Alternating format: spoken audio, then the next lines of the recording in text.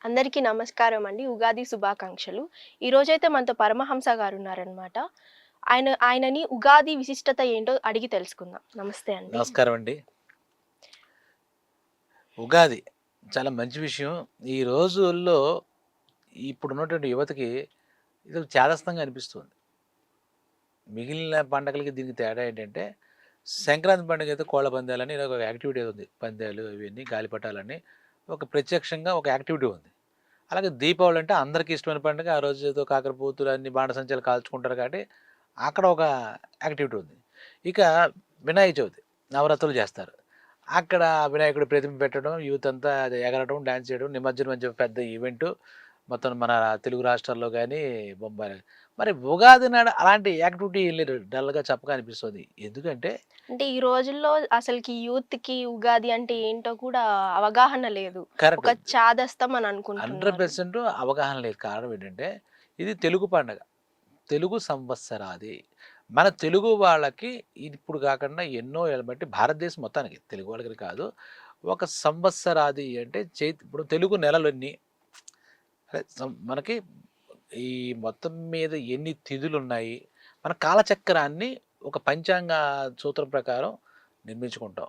మనకి ఎప్పుడైతే ఈ బ్రిటిష్ వాళ్ళు రావడం మొత్తం అంతా మనదంతా ఇంగ్లీషు గ్రెగోరియన్ క్యాలెండర్ అని చెప్పేసి ప్రపంచం అందరూ ఆచరించేది మనకన్నా ఇప్పుడు ఇంగ్లీష్ విద్యలు, ఇంగ్లీష్ అవును. మీడియాలు. హ్మ్. జనవరి, ఫిబ్రవరి, మార్చి, ఏప్రిల్, మే ఇవే తెలుసు కానీ చైత్ర, వైశాఖ ఈ ఈ ఈ తెలుగు మాసాల పేర్లు ఎవరికీ తెలియదు. దురదృష్టం ఏంటంటే గత కొన్ని తరాల నుంచి చూస్తేనే తెలుగుని మనం మరుగుపడిపోవడం వల్ల ఈ తెలుగు క్యాలెండర్ అంటే తెలియదు. ఇదేదో క్యాలెండర్ ఇంగ్లీష్ క్యాలెండర్ చూసుకుని తెలుగు సంవత్సరాది వాళ్ళు వచ్చింది అని చెప్పుకుంటాడు. ఈ తెలుగు సంవత్సరాది ఎప్పుడు ఉపయోగం అంటే ఏ శుభకార్యాలు చేసుకుంటే ముహూర్తానికి మాత్రమే పెట్టుకుందాం, మంచి ముహూర్తం ఉండాలట అది ఇది అని చెప్పేసి చైత్ర మాసంలో మా అమ్మాయి పెళ్ళండి, వైశాఖ మాసంలో పెళ్ళండి, కార్తీకంలో పెళ్ళండి ఆ మాసాలు అక్కడే వాడతాం కానీ అసలు ఆ తెలుగు సంవత్సర ప్రారంభం ఏ రోజు చైత్ర మాసంలో ప్రారంభం అవుతుంది అనే విషయం కూడా మనం ఎవరు తెలుసుకోపోవడం దురదృష్టం తప్పితే ఆ పండగ యొక్క చాదస్తం ఏమీ లేదు. ఎందుకంటే ఈ ఉగాది అన్నిట్లికన్నా ప్రప్రథమంగా అదే పండగ అది. పండగలా చేసుకోదగ్గదండి. కాలచక్రాన్ని అనుసరించి మనం ఎలా బతకాలి, ఎలా అనేదన్నీ ఆ విశిష్టమైన పాయింట్స్ ఎన్నో చెప్తుంది. విశిష్టత అనే పదం మంచి పదం అడిగారు మీరు. దీనికి చాలా వైశిష్ట్యం ఉంది. ఎందుకంటే బ్రహ్మదేవుడు సృష్టి ప్రారంభించినప్పుడు ఒక రోజు మొదలెడతాడు కదా అనుకుని ఆయన అనుకున్నట్టు ఈ విశ్వాన్ని జగత్తు మొత్తం సృష్టించాలనే నిర్ణయం వచ్చినప్పుడు హ్మ్. ఆయన ప్రారంభించింది ఒకరోజు ఉదయం కూర్చొని తెల్లారుజామున సూర్యోదయం ఆ టైంలో ఈ స్టార్ట్ చేశాడు. హ్మ్. చాలా ఆ ప్రారంభించినటువంటి ఆ రోజు గుర్తుగా ఎందుకంటే ఏదైనా ప్రారంభించారంటే ఆ గుర్తుగా దానికి ఒక సాధించిన విజయాన్ని గుర్తుగా చేసుకోవడం ఆనవాయితీగా వస్తుంది. స్వాతంత్రం ఎప్పుడు వచ్చింది? ఆగస్టు 15 వచ్చిందంటే ఆగస్టు 15 మనం స్వాతంత్ర దినోత్సవం చేసుకుంటాం. హ్మ్. ఆఖరికి మన పార్టీలో చూస్తే మన పవన్ కళ్యాణ్ గారు కూడా ఆవిర్భావ దినోత్సవం అంటే ఆ 14 పార్టీ పెట్టారు కాబట్టి అదే మార్చి 14 చేసుకోవడం పండగ పార్టీ శ్రేణులతో కలిసి అనేది జరిగింది. హ్మ్. అలాగే ఈ బ్రహ్మదేవుడు సృష్టి కార్యానికి ఆయన ఎప్పుడైతే ప్రారంభించాడో ఆ రోజు ఈ చైత్ర శుద్ధ పాడ్యమి. చైత్ర మాసం అంటే నార్మల్‌గా ఈ ఇంగ్లీష్ క్యాలెండర్‌తో పోల్చుకుంటే మార్చి, ఏప్రిల్‌లో వస్తుంది. హ్మ్. ఈసారి మార్చి 30 తారీఖు ఆదివారం నాడు చేసుకోవాలనేది ఇక్కడ మనకి పెద్దలు చెప్పారు. హ్మ్. ఆ రోజు నుంచి ఆ తెలుగు క్యాలెండర్ ఇప్పుడు జనవరి 1 నుంచి ఇంగ్లీష్ క్యాలెండర్‌లా పెట్టుకుంటాము మనం. హ్మ్. ఆహ్, ఉగాది నాడు నుంచి ఈ తెలుగు క్యాలెండరు పంచాంగం ప్రకారం సిద్ధాంతులు గణించిన దాని ప్రకారం అక్కడి నుంచి మనం ఆ చైత్ర, వైశాఖ ఈ మాసాలన్నిటి చేసుకొని మనం ప్రారంభించుకోవాల్సిన అది అనమాట. ఇంకోటేంటంటే యుగ అంటే నక్షత్ర గమనం. ఆ హ్మ్. సంస్కృత పదం. ఆ నక్షత్ర గమనాన్ని అనుసరించి పంచాంగాలు నిర్మిస్తారన్నమాట. దాని ప్రకారంగా ఆ రోజు నుంచి కాలచక్రంలో మనకు ఆ కొత్త సంవత్సరం మనకు తెలుగు వాళ్ళకి 60 సంవత్సరాలుంటాయి. ప్రభవ, విభవ అని చెప్పేసి. హ్మ్. ఆ ఉగాది నుంచి ఉగాది దాకా ఒక సంవత్సరం తెలుగు సంవత్సరం నడిస్తే, హ్మ్. ఆ తర్వాత మొన్నటిదాకా క్రోధినామ సంవత్సరం. ఆ 60 సంవత్సరాలకి ఇప్పుడు ఇంగ్లీష్ సంవత్సరాల కంటే ఓన్లీ ఇయరే చెప్తారు. 2024 వెళ్ళిపోయింది. డిసెంబర్ 31కి సెలబ్రేషన్ చెప్పుకున్నాం. సెండ్ ఆఫ్ ఇచ్చేసాం వీడ్కోలు. ఒకటో తారీఖు నుంచి మళ్ళీ న్యూ ఇయర్ స్టార్ట్ అయిందని ఒకళ్ళు విష్ చేసుకోవడం, ఇయర్ బాగుండాలని అనుకోవడం అలా జరుగుతుంది అన్నమాట. ఇక్కడ తెలుగులో ఈ చైత్ర శుద్ధ పాడ్యం నాడు ప్రారంభమవుతుంది. 60 సంవత్సరాల పేర్లు ఉన్నాయి కదా, ఈ 60లో ఇప్పుడు క్రోధినామ సంవత్సరం అయిపోయింది. రేపు 29కి స్టార్ట్ అయితే అమావాస్యతో పూర్తి. అక్కడి నుంచి కొత్త సంవత్సరం వస్తుంది. కొత్త సంవత్సరాన్ని ఆహ్వానిస్తాం. దానికి ఒక పేరు ఉంటుంది. అది 60 ఈ 60 ఇలా సైకిల్గా తిరుగుతుంది అనమాట. ఈ 60 అయిపోయిన తర్వాత మళ్ళీ అవే పేర్లు ప్రభవించి అలా తిరుగుతూ ఉంటుంది అన్నమాట. ఆ నామ సంవత్సరంతోనే మనకి ఆ ఏడాది అంతా నడుస్తుంది. ఇందులో ఒకటి బ్యూటీ అండి, ఇందాక మీరు అన్నట్టుగా యూత్ చాదస్తంగా ఫీల్ అవ్వడం అని పక్కన పెడితే, మనకి ఇప్పటికి కూడా పెద్ద పెద్ద పుణ్యక్షేత్రాలు తిరుపతి వాటిలో వాళ్ళ బ్రహ్మోత్సవాలైనా ఏవైనా కూడా మన తెలుగు అంటే మన సంవత్సరాది ప్రాతిపదిక మీదే నిర్ణయింపబడతాయి అన్నమాట. ఈ పంచాంగం అనేది అద్భుతమైనటువంటి తిథి, వార, నక్షత్ర, యోగ, కర్ణ ఇవన్నీ వీటికి ఒక ప్రత్యేకత ఉంది. మనకి 12 గ్రహాలు, ఆ గ్రహాల దాంట్లో మనం 27 నక్షత్రాలు. ఈ ఖగోళ శాస్త్రాన్ని అంతా మన మహాత్ములంతా రాసిన దాన్ని బయట చూస్తే ఏ గ్రహంలో ఏ నక్షత్రాలు ఉన్నాయి, ఏ నక్షత్రాలు దేంతో కలుస్తున్నాయి, ఇవన్నీ కూడా గణించాలి. దానికి ఒక శాస్త్రం అది. సిద్ధాంతులు కూర్చుని వాళ్ళు అవి గురించి గణిస్తూ ఉంటారు అన్నమాట. వాళ్ళు దాని ప్రకారం ఒక పంచాంగం ఆ మొట్టమొదటి తారీఖు ఆ రోజే మనం ఎప్పుడైతే ఉగాది జరుపుకుంటామో ఆ రోజే అది రిలీజ్ అవుతుంది అన్నమాట. దాంట్లో చూసి మనందరికి ఒక క్యూరియాసిటీ ఉంటుంది. దీంట్లో ఇది చాలా గొప్ప పండుగ అన్నమాట. మిగిలిన పండుగలతో పోల్చుకుంటే ఈ సంవత్సరం ఎలా ఉండబోతోంది, మన దేశ కాలమాన పరిస్థితులు ఎలా ఉన్నాయి, అలాగే ఏ గ్రహం వాళ్ళకి ఏది ఉంది, ఏ నక్షత్రం వాళ్ళకి ఎలా ఉంటుంది అనేదంతా ఈ పంచాంగం తెరిచిన పుస్తకంలా ఉంటుందన్నమాట. అది మనకి దారి చూపిస్తుంది ముందు రోజులకి. మనకి ఎలా ఫ్యూచర్ మీద మన ప్రిడిక్షన్ టైం మిషన్లు మనకి ఏముండవు, నెక్స్ట్ డే ఏముంటుంది. అయితే ఇక్కడ ఈ ప్రిడిక్షన్స్ ఇవన్నీ కూడా పంచాంగాన్ని అనుసరించి పలానా మీనరాశి వాళ్ళకి ఎలా ఉంటుంది, 12 అనుకున్నాక 12 రాసులు కదా, ఆ 12 రాసుల్లో ఈ ఎలా ఉంటుంది, ఆ 12 రాసుల్లో ఉన్న నక్షత్రాల్లో పుట్టినటువంటి వాళ్ళకి ఎలా ఉంటుంది అది పక్కన పెట్టేద్దాం. దేశ కాలమాన పరిశీలనగా ఈ ఈ సంవత్సరంలో రాజకీయాలు ఎలా ప్రభావితం చూస్తున్నాయి, రాజకీయాలకు సంబంధించి ఎవరు చూస్తున్నారు, దేశానికి అధిపతి ఎవడవుతాడు, ఇవన్నీ కూడా అందులో ముందుగానే ఈ కాలచక్రాలను అనుసరించి మనకి చూపించడం జరుగుతుంది. ఇది మనకు ఒక దారి చూపిస్తుందన్నమాట పంచాంగం. ఎలా ఉంటుంది ఈ సంవత్సరం తెలుసుకుంటే మనం కొన్ని జాగ్రత్తలు తీసుకోవచ్చు. ఈ రాశి వాళ్ళకి అంత బాగాలేదండి అన్నప్పుడు ఆ రాశిలో పుట్టిన వాళ్ళంతా కూడా జాగ్రత్తలు తీసుకుంటూ వీళ్ళు పలానా రాశి వాళ్ళకి ఆరోగ్యం బాగుండే ఛాన్స్ లేదు అంటాడు. ఇది గాలి విసరడం కాదు, కొన్ని యుగాల నుంచి కూడా అలా గణించి ఈవెన్ దో శ్రీరామచంద్రుడు అవతారపు శ్రీకృష్ణుడు కూడా వాళ్ళ తల్లిదండ్రులు జాతకం వేసినప్పుడు ఎప్పుడు పుట్టాడు, ఏ తేదీలో పుట్టాడు, ఏం చేశాడు అనేదంతా ఉంటుంది. అవన్నిటిలో పెట్టుకుని వాళ్ళ సీతమ్మ వారు ఈయనకి పెళ్ళైనప్పుడు కూడా అక్కడ ఆ కాలం పురోహితుల సిద్ధాంతాలు ఒక ముహూర్తం కూడా వాళ్ళు పుట్టిన తేదీ సమయం వాటిని బట్టి వాళ్ళ నక్షత్ర బలాలు చూసి చేయడం అనేది ఈ శాస్త్రం మనకే ఉంది. ఏం పట్టించుకో చాదస్తోని ఏదో కొట్టిపడేసిన వాళ్ళకి తిథి వారి నక్షత్రాలు వాళ్ళకి ఏమీ తెలియదు, వాళ్ళ పుట్టుకేమిటో వాళ్ళకి తెలియదు. అందుకే ఈ మధ్యకాలం చేస్తుంటే పెళ్ళిళ్ళన్నీ పెటాకులు అవుతున్నాయి. నమ్మకంలేగా చాదస్తోని కొట్టిపడేస్తున్నారు. కాబట్టి ఈ ఉగాది అని ఒక అద్భుతమైన పండగ రోజు ఎన్నో అద్భుతాలు జరుగుతూ ఉంటాయి అన్నమాట. ఏదో మనకు తెలిసిందేంటి, ఉగాది పచ్చడి తినాలి. దాంట్లో ఒక సామాజిక రహస్యం ఉంది, కానీ అది ఉగాది నాడు తినాలి, దేశం అంతా తిరుగుతారా, ప్రపంచ జీవితం ఉగాది పచ్చడి అనేది ఉగాది రోజే చేసుకొని తింటారు కదా, అసలు దాని ప్రత్యేకత ఏంటి? దానికి ఈ శాస్త్ర ప్రమాణంగా చెప్పారన్నమాట. 6 అంటే సైంటిఫిక్గా కూడా ఉంటాయి పెద్ద వెనకాల. ఇప్పుడు ఈ ఉగాది పచ్చడిలో ఇవి వెయ్యాలి, కొత్తగా అప్పుడే పంటలు చేతికి వస్తాయి. ఉప్పు, కారం, 6 రుచులు మనకి, షడ్రుచులు అంటారు. తీపి, పులుపు, వగరు తెలుసుగా, చేదు, ఇవన్నీ కలిపితే 6. ఈ 6 రుచులు జీవితంలో ఉంటాయి. 6 రకాల రసాలు ఉంటాయి. కష్టాలు ఉంటాయి, ఆనందాలు ఉంటాయి, ఆశ్చర్యాలు ఉంటాయి, అద్భుతాలు ఉంటాయి మన జీవితంలో. ఇవి ఒక్కొక్క దానికి ఒక్కొక్క సంకేతంగా చూస్తాం అన్నమాట. ఇది ఒరే దీని వెనకాల సత్యం ఏంటంటే సత్యం, జీవితం అంటే ఒకటే తీపి తిని మనం బతకలేం, చచ్చిపోతాం, వెగడ పుట్టేస్తుంది. అలాగే కారం ఒకటే తిని మన కారం ఇష్టం అంటే 2 మిరపకాయ బజ్జీలు నోరు మండిపోతుంది. అలాగా మనకి మొత్తం జీవితంలో అన్ని రసాలు ఉండాలి. ఈయన ఒక సత్యాన్ని జీవిత సత్యం చెప్పడానికి ఈ షడ్రుచుల సమ్మేళనమైనటువంటి ఆఖరికి వేప పువ్వు, వగరు, చేదు, వేప అంటే చేదు వస్తుంది, ఆ చింతపండు పులుపు, ఈ మిర్చి అది కారం, ఇవన్నీ వేసి చేసి ఆ పచ్చడి అందరం కలిసి తినాలి. అందరూ కుటుంబ సమేతంగా కలిసి తినాలి అనేది మన నెక్స్ట్ తరాల వాళ్ళకి మనకు కూడా ఆ రోజు అలా చేస్తే ఆ జీవితంలో అన్నీ బ్యాలెన్స్గా సమతుల్యంగా ఉంటాయి ఉగాది పచ్చడి తినడం వల్ల అని చెప్పబడుతుంది. అలా అలాగే దాంట్లో సైంటిఫిక్ చూస్తే ఈ వేప పువ్వు అప్పుడే వస్తుంది, ఉమ్, కొత్త మామిడి, ఇవన్నీ కూడా మన శరీరానికి ఉపయోగపడే ఔషధ దినుసుల్లా ఉంటాయి. ఆయుర్వేద గుణాలు కలిగినటువంటి ఆరే ఎందుకు కదలపాలి అని ఇంకోటి ఏదో కలిపేచ్చుగా. అవేం కలపకుండా ప్రత్యక్షంగా ఇప్పుడు ప్రాసెస్డ్ ఫుడ్ కాదు అది. ఉమ్, డైరెక్ట్గా మామిడికాయ అంటే పులుపుకి ఆ మామిడికాయ కోస్తారు, చింతపండు అంటే చింతపండు రసమే తీసుకుంటారు, పచ్చిమిర్చి అంటే పచ్చిమిర్చి తీసుకుంటారు. ప్రాసెస్ చేసి ఇది బ్యాక్డ్ ఫుడ్ లేక ఏమి ఇవి సాసు క్రీము అన్నట్టుగా ఏమి ఉండవు. ఉమ్, కాబట్టి ఆ ఉగాది పచ్చడి తినడం వెళ్ళినప్పుడు కూడా మన శాస్త్రం చదవం, చదవకుండా చేతస్థం కొట్టేస్తాం, మనకేమీ తెలియదు. చెప్తున్నా తెలుసుకునే జ్ఞానం లేదు, టైం లేదు. ఆ ఉగాది పచ్చడి నాడు ఎవడైనా బుద్ధున్నవాడు ఎవడైనా తెల్లారి లేవాలంటే మనకి ఎవడైనా తెల్లారి లేచే సంస్కృతి ఉందా?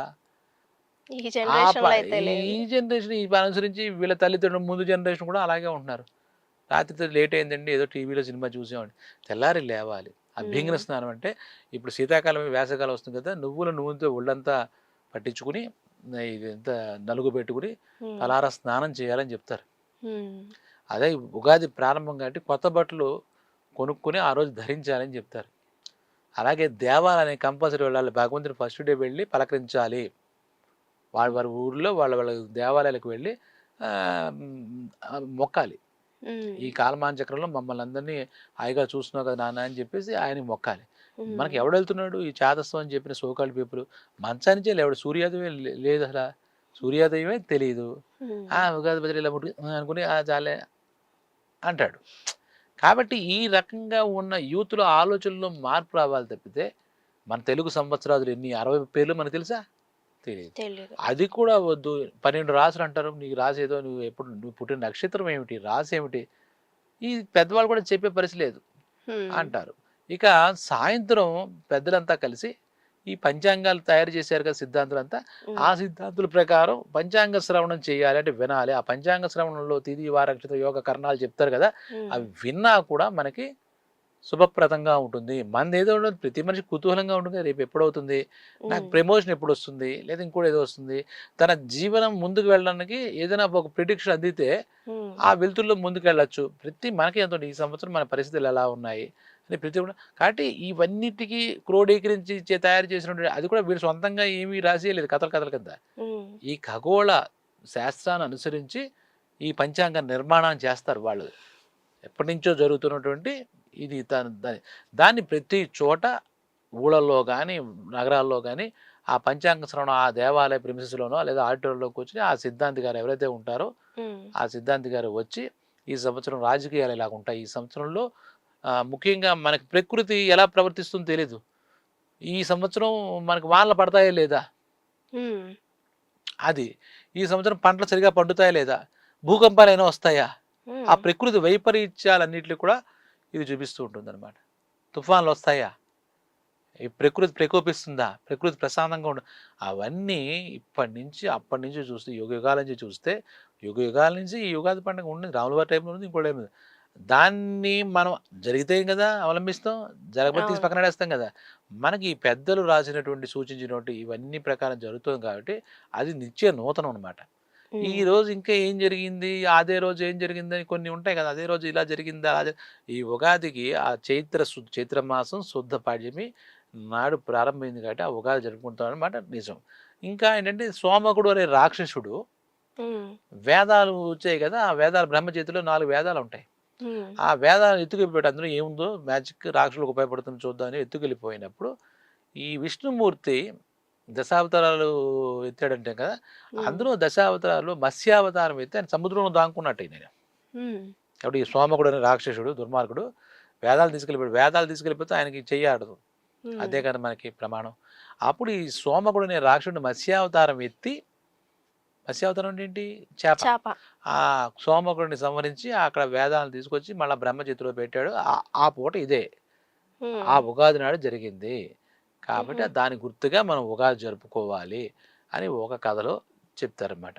ఉమ్, ఈ ఈ ఇందులో చూస్తే చాలా లోతుగా చాలా విశ్లేషణ ఉంటుంది మనకు ఓపిక. ఇప్పుడే పై చెప్తుంటేనే అయ్యో ఇవన్నీ ఎందుకంటే అక్కర్లేని మాటలానే ఉంటాయి. అంటే వాడేంటంటే వెన్న పారేసుకుని వేలు లాక్కున్నాడు అనే ఉమ్, ఒక సామెత ఉంటుంది. అలాగే చెరుకు రసం ఒలగపోసుకొని చెరుకు పిప్పి పట్టుకుంటే ఉపయోగం ఏముంది? మన దగ్గర ఎన్నో మహానుభావులు, మహర్షులు చేసినటువంటి ఎంతో శాస్త్రీయత కలిగినటువంటి వాటిని మనం పక్కన పెట్టేసి, అక్కలేని వాటికి వెళ్ళి మన సమయం వృధా ఇది సమయానికి సంబంధించినటువంటి పండగ. కాలానికి సంబంధించిన పండగ. కాలాన్ని కాలం కరిగిపోతూ ఉంటుంది. క్రోధినామ సంవత్సరం అయిపోయి ఇప్పుడు విశ్వావసునామ సంవత్సరం వస్తోంది. అంటే ఉమ్, ఒక సంవత్సరం వెళ్ళిపోయింది. మనం పెద్దవాళ్ళైపోయాం. మన ఉమ్, ఆయుష్యం అయిపోతూ ఉంటుంది. ఆ కాలం విలువ తెలుసుకోండిరా. కాలానికి అనుగుణంగా ప్రవర్తించండి. విపరీత చేష్టలకు వెళ్ళకండి. ప్రకృతికి అనుకూలంగా వెళ్ళండి.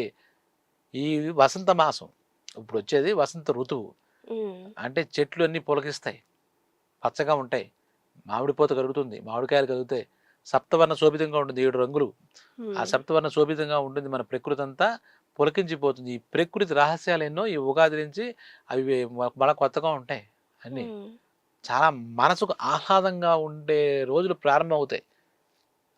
దానికి దీన్ని మధుమాసం అంటారు. మధు అంటే తేనె. ఉమ్, తేనె ఎంత బావుంటుంది? అలాగే ఈ మాసం దగ్గర నుంచి బావుంటుంది. ఈ ఉగాది నుంచి బావుంటుంది కాబట్టి అన్నిటికంటే ప్రథమంగా ఈ పండగ ప్రారంభమవుతుంది. ఆ ప్రారంభమైన ఈ పండగని గౌరవంగా, వినమ్రపూర్వకంగా, భక్తి శ్రద్ధలతో చేసుకోవడం. ఆఖరికి ఆ పంచాంగ స్థానం కూడా ఏంటంటే మన పూజా పీఠంలోనే పెట్టుకుంటాం. అది ఉమ్, కాలచక్రం కాల స్వరూపం గదా! అవును. దీనికి ఇంకా కుమారస్వామి లేదా గణపతి వీటికి కూడా లింకులున్నాయి. చాలా పెద్ద చరిత్ర అయిపోతుంది. ఆ మామిడి ఆకులు కట్టాలి. మనం అందరం ప్లాస్టిక్ ఆకులు పెర్మనెంట్‌గా ఉంటాయిలే ఉమ్, అని కూడా ఇలాంటివి చేస్తూ ఉంటాం. గడపలకి దీనికి పసుపు రాయాలి. స్వచ్ఛమైన పసుపు రాయాలి. ఆమె యెల్లో పెయింట్ ఏసేసామండి అంటాడు. ఉమ్, దానికి దీనికి ఎంతుంది? ఆ పసుపు రాయడం వల్ల ఎంత శుభప్రదం, ఎంత దేవీదేవుల అనుగ్రహం ఉంటుంది అన్నీ ఉంటాయి. పసుపు రంగు కాదు ఇక్కడ ప్రాముఖ్యం. అర్థమవుతుందా మీకు? ఉమ్, అలాగా మానేసి మనమంతా కృత్రిమంగా తయారైపోయి ఛాదసం అని, ట్రాష్ అని దానిలో ఉన్న సూక్ష్మాలు తెలుసుకోవట్లేదన్నమాట. కాబట్టి ఈ ఉగాదిలో ఒక ప్రాశస్త్యం తెలుసుకొని ఉదయం లేవడం, స్నానం చేసి కొత్త బట్టలేసుకోవడం, ఆ తయారు చేసుకుని ఆ నైవేద్యం అదే ప్రసాదం. ఆ ఉమ్, రోజు ఇంకోటి చేసుకున్నా చేసుకోకపోయినా బూరెలు, భక్ష్యాలు ఈ ఉగాది పచ్చడే నైవేద్యంగా పెట్టి మనం తీసుకోవాలి. ఉమ్, ఆ దేవీ దేవతల అనుగ్రహం కావాలి. ఎవరిని పూజించాలి? ఏ దేవతనైనా పూజించాలి. అయితే కాలానికి ప్రత్యేకించి కాలస్వరూపుడు ఎవరంటే భగవాన్ సూర్యుడు. కాబట్టి సూర్య భగవాన్ని పూజిస్తే చాలా మంచిది. ఉమ్, ఆ రోజు తర్వాత మన ఇష్టం గణపతి, సుబ్రహ్మణ్య స్వామి ఏ దేవీ దేవతలు పూజించినా వచ్చేటువంటి ప్రమాదం ఏమీ లేదు. ఈ ఉగాదిని అందరూ కూడా చేసుకుని ఇప్పుడు విశ్వావసు నామ సంవత్సరం వస్తుంది కాబట్టి ఈ విశ్వావసు అంటే కూడా విశ్వం అంతా స్వర్ణమయంగా ఉంటుంది. ఆ పేరులోనే ఒక శబ్దం దాగి ఉంటుంది అన్నమాట. ఒక కోడ్ దాగి ఉంటుంది. ఆ విశ్వావసు అన్ని రకాలుగా అందరికీ ఏ గ్రహంలో పుట్టినా, ఏ రాశిలో పుట్టినా వాళ్ళందరికీ శుభప్రదంగా ఉంటుందని బేసిక్ ఇన్ఫర్మేషన్. కొంచెం ఉమ్, లోతుగా వెళ్ళి వాళ్ళ నక్షత్రాలనుగుణంగా వాళ్ళ వ్యక్తిగతంగా ఈ గోచర ఫలితాలు ఉన్నాయని తెలుసుకోవాలంటే ఆ రోజు పంచాంగ శ్రవణానికి వెళ్ళి వాళ్ళు చెప్పే సిద్ధాంతాలు చెప్పి వాళ్ళు అడిగి తెలుసుకుంటే ఇంకా ఆ సంవత్సరం అంతా కూడా శుభప్రదంగా వెళుతుంది. వాళ్ళకి ఏదైనా చిన్న చిన్న దోషాలున్నా వాళ్ళు ఏం చేసుకోవాలనే దాంట్లో కూడా అందులో రాసి ఉంటుందన్నమాట. ఉమ్, కాబట్టి అందరికీ ఈ విశ్వావసు నామ సంవత్సర శుభాకాంక్షలు చెప్తూ ఈ పిచ్చి పిచ్చి ఆలోచనలు పోవద్దు. మన ప్రతి పండగ వెనకాల ఒక పరమార్థం ఉంటుంది. ఆ సత్యాన్ని గురించి మన పెద్దలు, మహర్షులు చాలా మనలాంటి వాళ్ళ కోసం ముందు జాగ్రత్తగా ఇవన్నీ మనకి ఏర్పాటు చేశారు. ఈ సిస్టమ్‌ని. ఇది ఉమ్, సనాతన ధర్మం అంటే ఇదే. మన ధర్మాన్ని మనం ఆచరించాలంటే ఇవన్నీ వాళ్ళు పెట్టారు మన కోసం. ఆ ధర్మాన్ని ఆచరించడం ఎందుకు? మన జీవితాలు బాగుపడటం కోసమే. ఆ అవును. మహర్షులు ఉన్నారా? ఇప్పుడు రాస్తారా? సిద్ధాంతులు మన దగ్గరకొస్తారా? వాళ్ళకి మనమేమైనా చేస్తామా తిరిగి? హుహు. కానీ వాళ్ళకి కృతజ్ఞతలు చెప్పుకోవాలి అటువంటి వాళ్ళందరికీ. హ్మ్. ఈ సిద్ధాంతులు కూడా కృతజ్ఞతలు చెప్పుకోవాలి ఈరోజు మనం. మన కోసం ఇంకా పంచాంగాన్ని వీళ్ళు చేదస్తూ ఉన్నారు మన గుర్తింపు లేదు అని చెప్పేసేసి ఫార్మేట్ మార్చొచ్చు. బుక్ రూపంలో లేకపోవచ్చు. ఇప్పుడు ఉన్న మీడియాల ప్రకారం కూడా ఇప్పుడు సిద్ధాంతులు టీవీల్లో గట్రా లేకపోతే సోషల్ మీడియాలో ఛానల్స్‌లోనో వాళ్ళు హ్మ్. వచ్చి ఇలా ఉంది ఈ పంచాంగం ఇలా ఉంది. మేము ఈ గణించిన ప్రకారం మీరు జాగ్రత్తలు తీసుకోండి. ఆ పంచాంగ శ్రవణం చేయడం. హ్మ్. గుడికెళ్ళేవాడు గుడికెళ్తాడు. గుడికెళ్ళేవాడు ఇక్కడ చూస్తాడు. దీనికి పెద్ద పెద్ద దేవస్థానాలు తిరుపతి, కాశీ ఇలాంటి అన్ని చోట్ల కూడా ఈ పంచాంగ శ్రవణాలు జరగడం. విశేషించి ఆ రోజంతా మనకు కొత్తదనంగా ఉంటుంది. మన కొత్తదనానికి నాంది ఉగాది. హ్మ్. అలాగే అక్కడి నుంచి మన నూతన పాత సంవత్సరం మర్చిపోని పక్కన తీసేసేయి. అయిపోయింది, అయిపోయింది. ఇప్పుడు కొత్తగా ఎన్నో ఆశలతో ముందుకు వెళ్ళాలి అనే ఒక సంకల్పం ఉంటుందన్నమాట. ఇదంతా భగవదత్తంగా వచ్చినటువంటి వ్యవహారం. బ్రహ్మదేవుడు అంటే మరి ఆయనే కదా సృష్టికర్త. అవును. కాబట్టి మనం అందరం మన చేదస్తాలు పోగొట్టుకొని దీన్ని చేదస్తం అనకుండా దీంట్లో ఉన్నటువంటి చైతన్యం ఏంటి అని ఆలోచించి ఆచరించి ఆలోచిస్తే ఉపయోగం ఉంది, పంచాంగం వినేసి ఊరుకుంటే ఉపయోగం ఉంది. దాన్ని మన జీవితంలో తెచ్చుకుంటే నిజంగా అందరికీ ఉగాది మరింత ఆనందదాయకంగా ఉంటుంది. ఆ సంవత్సరం అంతా అద్భుతంగా ఉండి తీరుతుంది, అందులో సందేహమే లేదు. సో అందరికీ విశ్వావసునామ సంవత్సర శుభాకాంక్షలు చెప్తున్నాను. అందరికీ శుభం కలుగుగాక. జై గురుదత్త.